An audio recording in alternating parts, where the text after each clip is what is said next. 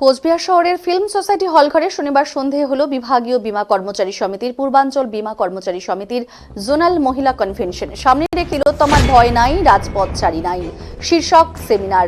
আলোচনা করেন সংগঠনের নেত্রী ফুল্লরা তলাপাত্র ও বিশিষ্ট চিকিৎসক ডক্টর নিরঞ্জন দাস। এদিন এই সেমিনার পরিচালনা করেন অভিজিৎ বিশ্বাস, চিরঞ্জীব দাস, তপন কুমার দত্ত।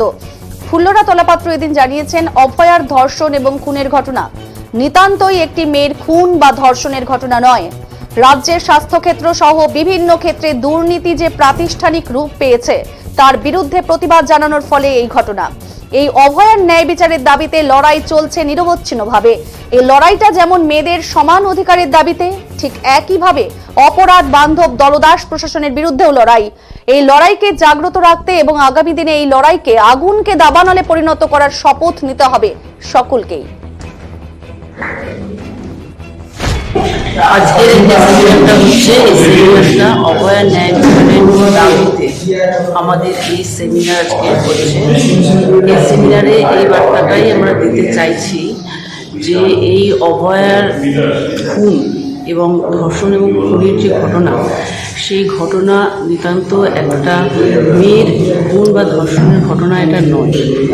এই যে লড়াইটা হচ্ছে, এই লড়াইটা নিতান্তই জুনিয়র ডাক্তার ভার্সাস সরকারের লড়াই, সেটাও নয়। এই লড়াইটা একটা মেয়ের ধর্ষণের ঘটনার লড়াইও নয়। এই লড়াইটার সঙ্গে আরও অনেকগুলো লড়াই যুক্ত হয়েছে। সেই লড়াইগুলো হচ্ছে যে স্বাস্থ্যক্ষেত্র সহ বিভিন্ন ক্ষেত্রে যে বিরাট দুর্নীতি প্রাতিষ্ঠানিক রূপ নিয়েছে তার বিরুদ্ধে লড়াইটা হচ্ছে।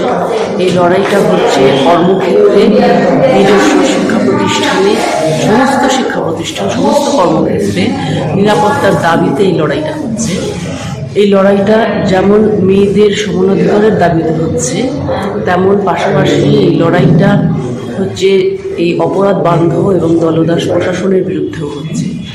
এই লড়াইটা হচ্ছে সরকারি ক্ষেত্রে স্থায়ী কর্মচারীর নিয়োগ নীতিগতভাবে বন্ধ করে দেওয়া হয়েছে, তার বিরুদ্ধেও এই লড়াইটা হচ্ছে। এই লড়াইটা হচ্ছে হুমকি সংস্কৃতি, যে বিভিন্ন ক্ষেত্রে হুমকি সংস্কৃতি, তার বিরুদ্ধে হচ্ছে।